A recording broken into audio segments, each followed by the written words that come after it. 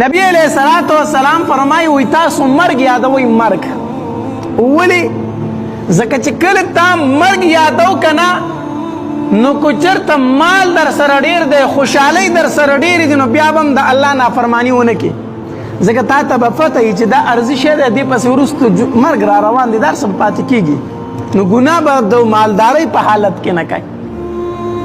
او د غریبۍ په حالت کې به ناشکري نه کوي چې کله تا مرګ یادو ولې ډیر زیات تکلیفونه در باندې رالو ډیر زیات غریبي در باندې راله نو دا سوچ به وکړي چې یاره مرګ را روان دی په دې خاورو کې به ما هم دي او دا خانان نوابان مالداران به هم دي نو بیا به دې زړه ته تسلي راشي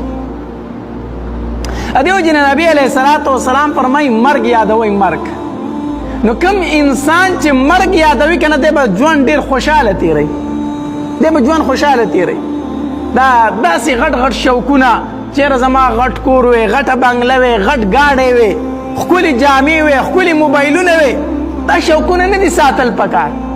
ځکه چې کله دې په زړه کې دا شوقونه روچت شو کنه چې د پلان کې سره دومره غټ ګاډی دی د پلان کې دومره غټه بنګله ده د پلان کې دومره غټ موبایل دی